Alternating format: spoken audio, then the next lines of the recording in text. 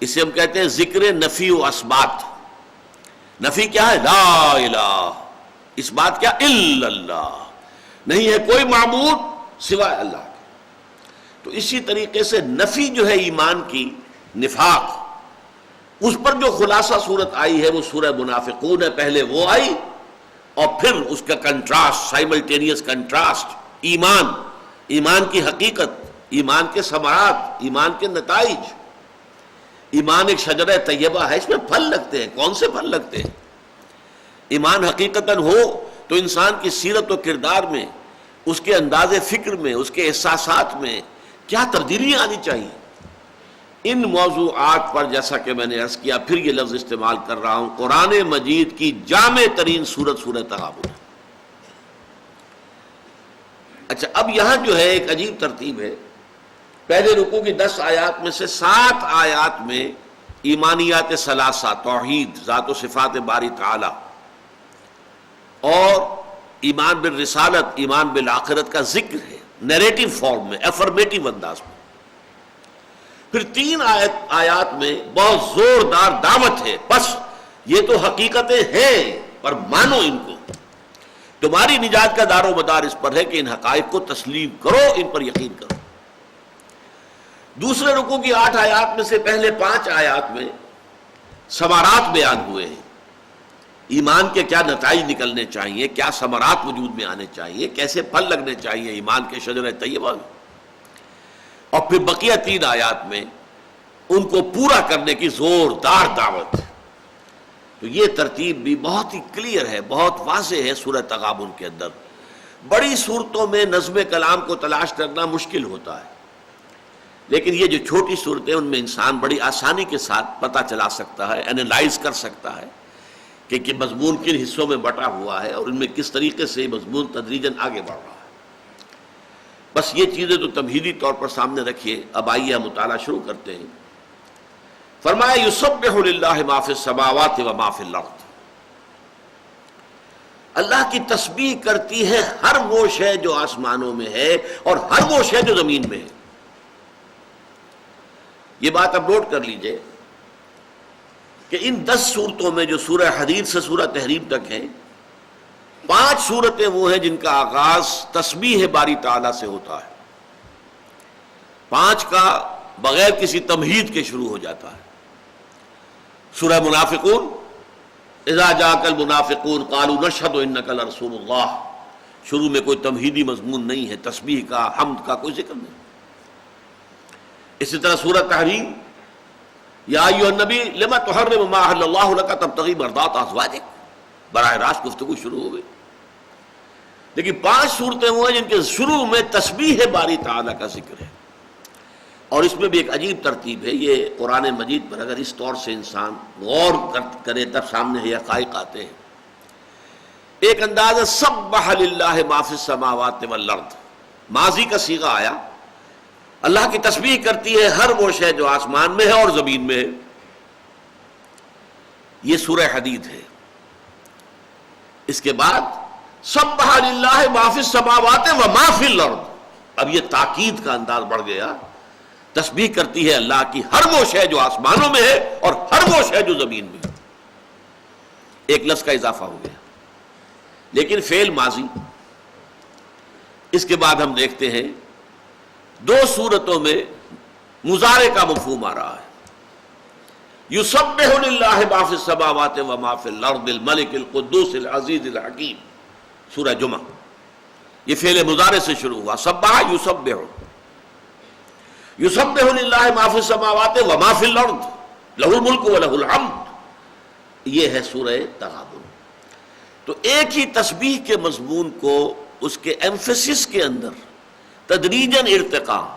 سبح للہ ما فی السماوات والارض، سبح للہ ما فی السماوات و ما فی الارض، یسبح لہ ما فی السماوات والارض، یسبح للہ ما فی السماوات و ما فی الارض.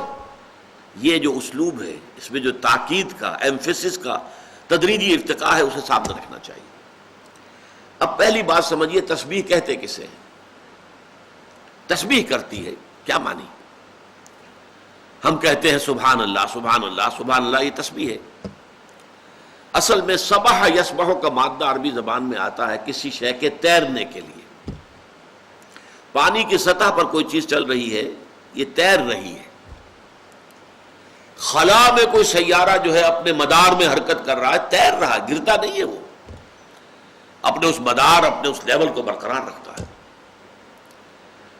اسی سے پھر اب فعل متعدی بنا کسی شے کو تیرانا.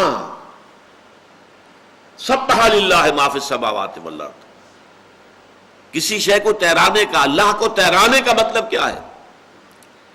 کہ اللہ تعالی کی ذات کے ساتھ کوئی ایسا تصور شامل نہ کر دیا جائے جو اس کے شان کے شایع نہ ہو.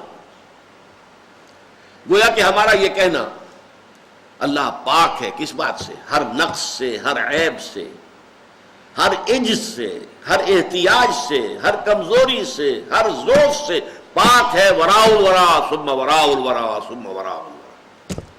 یہ ہے تسبیح کہ ذات باری تعالیٰ کے ساتھ کوئی ایسا تصور لاحق نہ ہو جائے جو اس کی شایان شان نہ ہو.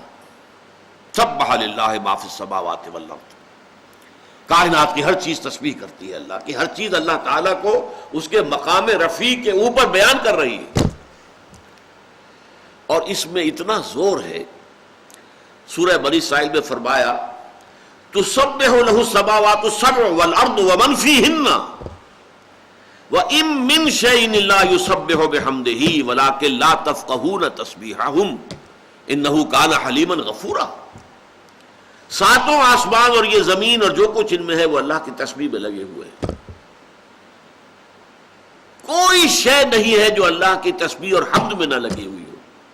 وَإِن مِّن شَيْءٍ لَّا يُسَبِّحُ بِحَمْدِهِ وَلَٰكِن لَّا تَفْقَهُونَ تَسْبِيحَهُمْ، لیکن تم ان کی تسبیح کو سمجھ نہیں سکتے، جان نہیں سکتے. یہ کائنات کی سطح پر جو اللہ کی تسبیح ہو رہی ہے کس معنی میں ہو رہی ہے؟ ہم تو کہتے ہیں سبحان اللہ سبحان اللہ سبحان اللہ، سبحان الملک القدوس سبحان الملک القدوس سبحان الملک القدوس، یہ ہماری تسبیح ہے. کائنات کی ہر شے جو تسبیح کر رہی ہے وہ اس اعتبار سے کہ وہ اپنے وجود سے اس بات کا ثبوت دے رہی ہے کہ میرا پیدا کرنے والا ہر ضعف، ہر احتیاج اس سے پاک ہے، اعلیٰ ہے، عرفہ ہے، منزہ ہے. جیسے دیکھیے کہیں کوئی تصویر لگی ہوئی ہو تو وہ تصویر اپنے وجود سے گواہی دے رہی ہے کہ میرا مصور جس نے مجھے بنایا ہے اناڑی ہے یا ماہر ہے.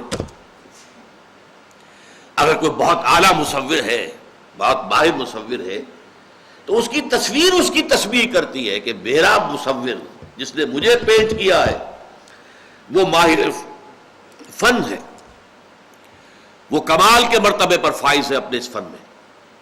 اسی طریقے سے کائنات کا ذرہ ذرہ گواہی دے رہا ہے ہمارا پیدا کرنے والا، ہمیں چلانے والا، ہمیں وجود عطا کرنے والا، ہمیں برقرار رکھنے والا، وہ ہر عیب سے، ہر نقص سے، ہر ضعف سے، ہر کمزوری سے، ہر احتیاج سے پاک ہے، اعلیٰ ہے، عرفہ ہے، منزہ ہے، مبرہ ہے.